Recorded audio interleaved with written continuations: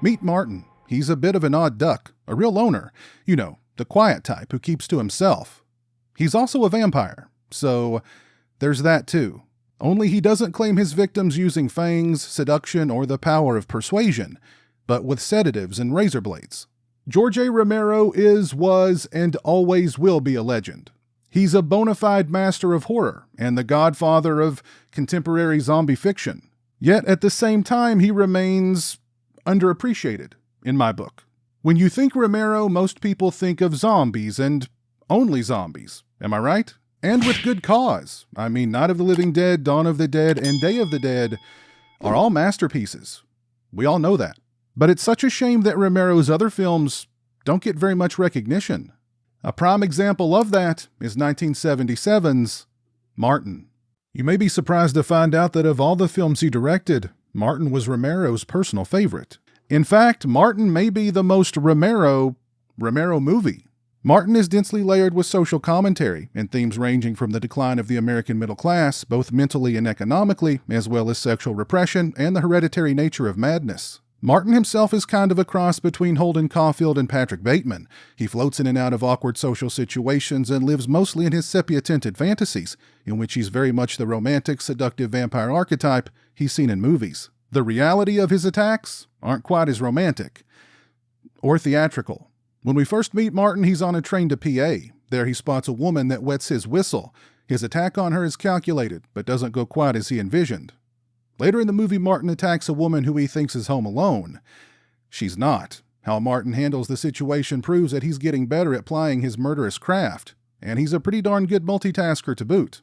John Amplas delivers an absolutely stunning performance as Martin. Amplas imbues the character with both innocence and menace. You can't help but feel for Martin, even root for him, despite the fact that he's a cold, methodical, and deviant serial killer. Soon Martin goes to live with his uncle Kuda, who's rocking this whole Van Helsing kind of vibe. Kuda very much believes in the existence of vampires, or, Nosferatu. His plans for Martin are to first save his soul, and then to destroy him. But not before giving Martin a job at his grocery store as a delivery boy, which I don't get because if Kuda believes that Martin is Nosferatu, then why put him in direct contact with his customers in their homes? Maybe he's testing Martin. Maybe he just hates his customers.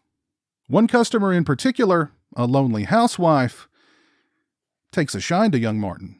And Martin realizes that this woman wants more delivered than just her groceries, leading to some of my favorite dialogue in the whole movie. You want me for sex, don't you? I've never really done it before. I've always been too shy, but I've decided that I'd really like to do it with you. The direct approach. I respect it. So did she. You see, up until this point, Martin's only been able to be intimate with women when they're sedated and while drinking their blood. Everybody's got their kink, I guess. There's a lot going on in Martin, and there's so many memorable moments. It's a deconstruction of vampire lore and an exploration of loneliness, repression, and mental illness. It's a melancholy, grim, whimsical, sad, and beautiful movie. And I get why it was Romero's favorite, because I think he put a lot of himself in it. The closing moments of Martin, what takes place over the end credits, and the final lines of dialogue we hear before the movie fades to black. Powerful stuff. If you haven't seen Martin, I highly, highly recommend it. Now, as for this highly anticipated, long-awaited, limited edition 4K release from Second Sight Films, all I can say is, oh me, oh my.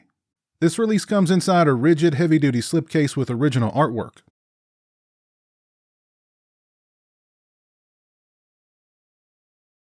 We get a gorgeous softcover book with new essays by Daniel Bird, Miranda Corcoran, Travis Crawford, Heather Drain, Kat Ellinger, Andrew Graves, Alexandra Heller-Nicholas, Elena Lazik, Stephen Thrower, John Towson, Simon Ward, and Tony Williams.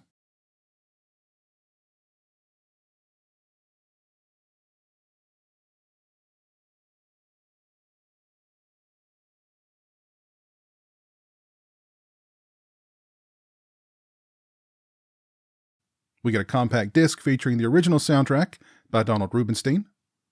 There's the 4K disc and the Blu-ray disc. And we get 5 collector's character cards illustrated by Adam Southard.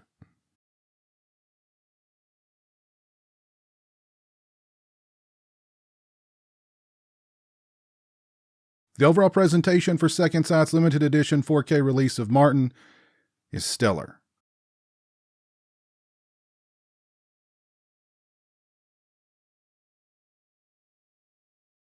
This release comes with a brand new Second Sight 4K restoration, supervised and approved by Director of Photography Michael Gornick.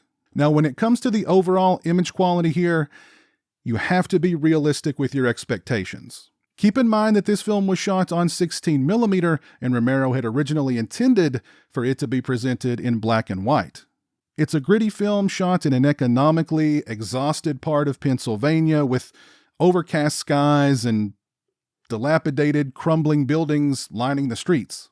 So with that in mind, this is the kind of 4K release that's not going to blow your mind when it comes to vivid colors or extravagant levels of detail.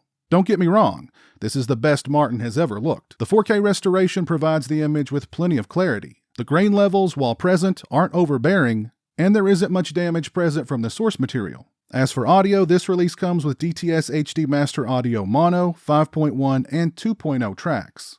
I watched with the stereo track enabled and thought the movie sounded clear and crisp. Overall, I'd give both the picture quality and the sound quality on this release a 4.5 out of 5.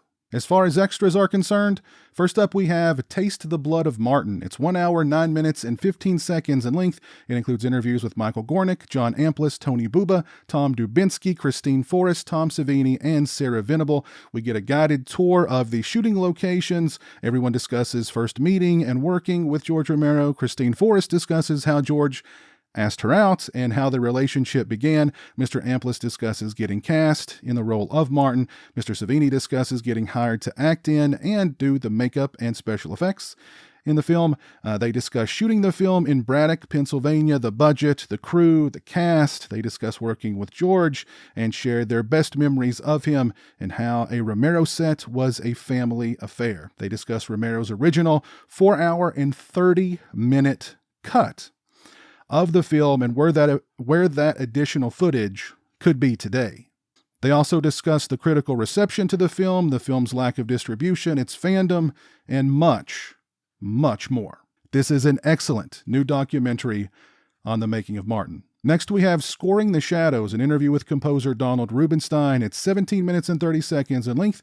Mr. Rubinstein discusses his background, first meeting George Romero, developing a camaraderie with him, developing the music for Martin, and much more. Next, we have J. Roy, New and Used Furniture, a short film by Tony Buba. Next, we have Making Martin, a recounting, which was filmed back in 2004. It's 9 minutes and 34 seconds in length. It includes interviews with George Romero, Michael Gornick, Tom Savini, Christine Romero, and Donald Rubinstein. We get a trailer, TV and radio spots, and we get 4 audio commentaries.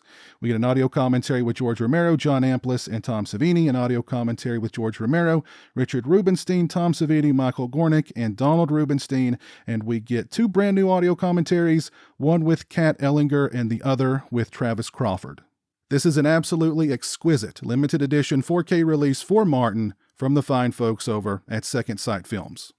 This is the best Martin has ever looked or sounded, and the combination of new and old extras, along with the stunning overall presentation of this release and all of the goodies that come inside it, definitely make this release worth the wait.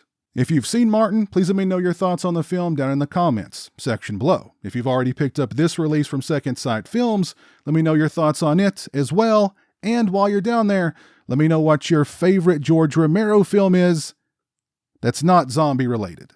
If you like this video, please leave it a thumbs up and share it on social media. If you're not following me on social media, those links are in the description. As always, thank you so much for watching. I really appreciate it. Take care, and until next time, peace. Thank you to all my patrons and channel members. I appreciate your generosity and support of my channel. Become a patron today and have a say in what content appears on my channel. Join me for monthly live streams and much more. Become a channel member today and get access to exclusive badges and emotes to use when I stream. Both those links are in the description.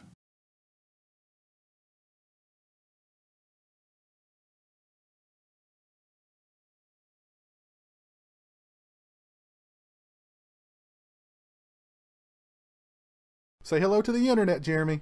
Hello to the internet.